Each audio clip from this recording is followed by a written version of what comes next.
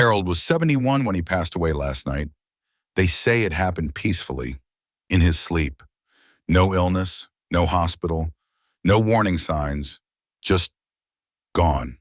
But the doctor wasn't so sure. Harold had dinner like usual, kissed his wife goodnight, crawled into bed and pulled the covers up to his chest, just like any other night. But the next morning, no matter how gently or urgently she tried, his wife couldn't wake him. He wasn't breathing. Just the afternoon before, Harold had seemed completely fine, laughing, walking around, chatting with neighbors. Nothing seemed off. But when you look a little closer at the way Harold lived, especially the small things he did before bed, the picture starts to change. It wasn't a stroke. It wasn't simply old age. It was a handful of seemingly harmless habits, repeated night after night, that quietly wore down his heart, his lungs, and even his brain while he slept. And here's the thing, Harold isn't alone. In this video, we're diving into 4 surprisingly common bedtime habits after age 70, the same ones Harold brushed off as no big deal. But the truth? These little habits can add up to serious risks over time, risks most people don't even realize they're taking. This isn't just a theory. Health experts have been warning about this for years, but few people ever pay attention. So if your life feels normal, like Harold's did, the next few minutes could be more important than you think. Because sometimes it's not a sudden event that takes us. It's the small, everyday things we barely notice, the ones that seem harmless until they're not. So stay with us. One small change from this video might just be the reason you wake up feeling healthy tomorrow. Let's get into it. First habit, eating late or overeating at dinner. After turning 70, a lot of older adults fall into a routine of eating dinner later than they should, sometimes not until 8 or 9 p.m. And let's be honest, on some nights it's easy to get a little carried away and overindulge. Then it's straight to bed, no big deal, right? Actually, it might be a much bigger deal than it seems. Eating a large meal too close to bedtime forces your stomach to keep working while the rest of your body is trying to wind down. That leftover food just sits there, producing gas and acid. And when you lie down, it can put extra pressure on your heart and lungs, something that becomes riskier with age. Nighttime acid reflux isn't just uncomfortable. In some cases, it triggers airway spasms, irregular heart rhythms, or even mild sleep apnea. And surprisingly often, the root cause is just eating too late. Dr. Kate Fisher, a sleep specialist in California, puts it like this. As we age, our digestion slows down, and our intestines don't move food along as efficiently. Eating too close to bedtime significantly raises the risk of reflux and nighttime oxygen deprivation. Take Mr. Paul, a 72-year-old from Florida. He started waking up gasping for air in the middle of the night. At first, he brushed it off as a bad dream. But after several scary episodes, doctors found the culprit: severe acid reflux and irregular heart rhythms, all traced back to his habit of eating dinner at 9 p.m. and going straight to bed. When this pattern repeats night after night, your body spends the whole night struggling. While you think you're resting, over time, it can wear down your heart, mess with your blood pressure, and even increase the risk of sudden death in your sleep. Sometimes it's not your heart that fails you, it's the last bite of dinner. The fix? It's simple. Try to eat before 7 p.m. and keep dinner light and easy to digest. Think steamed veggies, a little porridge or soup, or baked fish instead of anything fried, spicy, or heavy. And after you eat, don't rush to lie down. Stay upright for at least 30 to 60 minutes. It's a small change that gives your body a real chance to rest when you sleep. Because dinner isn't just a meal, it's the foundation for a safe, restful night. A good night's sleep starts with a stomach that isn't working overtime. And while some people are careful about every meal and every supplement, they often overlook the most common risk of all, the second small habit we'll talk about next, one that seems harmless, but really isn't. That is, taking blood pressure or diuretic medications right before bed. A lot of older adults tend to save their medications for the end of the day, especially things like blood pressure pills, diuretics, or heart meds. The thinking often goes, I'll just take them and go straight to sleep. It's easier that way. But just because it's convenient doesn't mean it's safe. After age 70, blood pressure becomes less stable and your heart rate can change more easily, especially when you lie down. So when you take blood pressure or diuretic meds right before bed, they kick in just as your body is winding down. That's when blood pressure can drop sharply and heart rate slows. And because you're lying still with no movement to help keep blood flowing, your brain can end up getting less oxygen than it needs without any warning signs. In some cases, people wake up 2 or 3 times during the night to use the bathroom because the diuretic hits a few hours after they have gone to sleep. That doesn't just mess with your rest. It also raises your risk of dizziness, falls, or even stroke in the middle of the night. Dr. Andrew Marks from Columbia University once pointed out, about 1/3 of sudden deaths in sleep among older adults are related to arrhythmias or drops in blood pressure, often due to poorly timed medications. Take Mrs. Irene from Michigan. She's 75. One night, her daughter found her unconscious on the bathroom floor around midnight. She had taken both a blood pressure pill and a diuretic right before bed.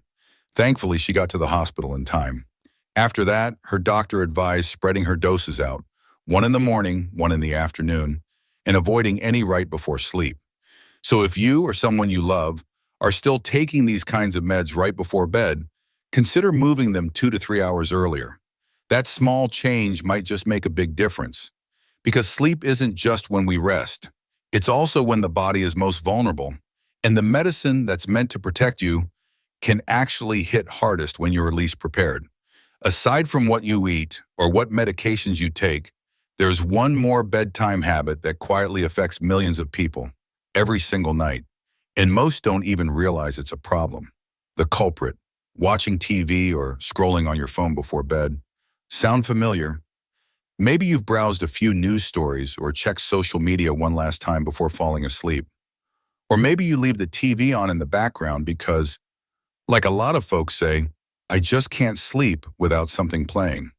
It might feel harmless, even comforting. But after the age of 70, the brain struggles to tell the difference between sunlight and screen light. So what you think is relaxing to fall asleep might actually be what's keeping you awake all night. Harvard researchers have found that blue light from screens, like TVs, phones, and tablets, slows down your body's melatonin production. That's the hormone that signals your brain it's time to sleep. When melatonin levels drop, your body can't shift into deep sleep, even if your eyes are closed and your head's on the pillow. And here's the scary part. Missing deep sleep isn't just about feeling groggy the next day. It puts stress on your heart and nervous system, raising your risk of stroke, irregular heart rhythms, and even doubling the chance of sudden death during sleep. Take Mr. Larry from Texas. He's 74 and used to fall asleep every night with the TV on. Every morning he'd complain, "My head feels foggy and my body feels drained." It wasn't until his daughter convinced him to follow his doctor's advice, turning off all screens at least 1 hour before bed, that things started to change. Within a few weeks, he was sleeping deeper and waking up sharper and more refreshed. Here's why that matters. As we age, sleep naturally becomes lighter and more fragmented. When screen light stimulates the brain even further, it robs the body of its last chance to fully rest and recover overnight. So here's what sleep experts recommend. Turn off all screens at least 1 hour before bed, dim the lights, read a physical book, listen to calming music, or simply sit quietly and allow your eyes and your brain to unwind. And whatever you do, don't fall asleep with a phone in your hand. You might think you're drifting off, but your brain is still wide awake. And that kind of sleep deprivation adds up in dangerous ways, because when your brain can't rest, there's no one left to take care of your body. If you're still watching and this tip hit home, drop a 3 in the comments so I know you're here with me. And hey, if you haven't already, tap that subscribe button and turn on the bell so you don't miss the next video. We've got more helpful, possibly life-saving info coming your way.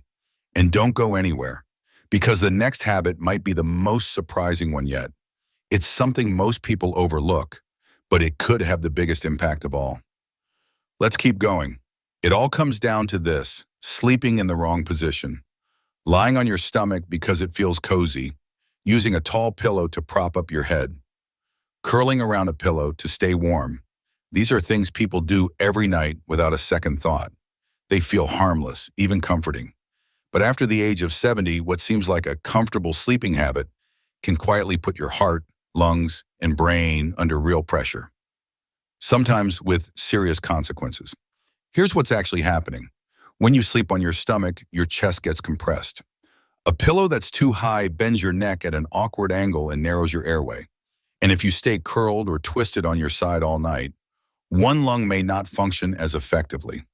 Younger bodies can adjust during sleep without much trouble. But as we age, our ability to shift positions during the night decreases significantly. That means if you fall asleep in a bad position, chances are you'll stay in it for hours without realizing it. Dr. Robert S. Rosenberg, a sleep disorder specialist in Arizona, puts it plainly. Many adults over 65 with mild sleep apnea aren't even aware they have it, and poor sleep posture is often to blame. It leads to lower oxygen levels over time, quietly straining the heart and brain and increasing the risk of sudden nighttime cardiac events. Take Mr. Franklin, a 76-year-old from Nevada. One night, his wife noticed him wheezing in his sleep, even though he'd never had any lung issues. After a sleep study, doctors found he had mild sleep apnea, especially when lying on his back or stomach. Thankfully, someone was there to catch it. But had he lived alone? That night could have ended very differently. Sleeping position might feel like a personal preference, but it's actually about protecting your vital organs. The way you position your body sets the stage for how well your heart, lungs, and brain function while you sleep. The good news? Fixing it is easy. Avoid sleeping on your stomach. Use a soft, supportive pillow that keeps your neck in a natural position. Sleep on your side with your legs comfortably bent and your arms away from your chest. And if you sleep alone, place a body pillow or cushion alongside you to help prevent your body from rolling into a risky position during the night. You can't control what happens while you sleep, but you can control how you set yourself up for it. And sometimes the best way to protect your health overnight is just to start in the right position. You've just heard about 4 habits that might seem small, but could be the reason someone goes to sleep and never wakes up. Maybe you've thought, I'm doing fine. Harold thought that too, but sometimes the body doesn't give you a warning. It just needs a little more care, sooner. A lighter dinner, taking your meds a bit earlier, turning off the screen a little sooner, sleeping in a safer position. Small changes like these won't transform your life overnight, but they might save it. After 70, the body doesn't bounce back the way it used to, and you don't need to make any huge lifestyle shifts. Just give a little more attention to those last few hours before bed. That's when we're at our most vulnerable, and that's when the body needs our help the most. So take a moment to think, are you or someone you care about still holding on to one of these nightly habits? If so, there's no need to panic. Just start making a change tonight. If this message might help someone else, go ahead and share the video with them. And if you'd like more content that's easy to remember and hard to ignore, hit follow. We'd love to have you with us. Thanks for sticking with us to the end. Wishing you a calm night and a full, healthy morning.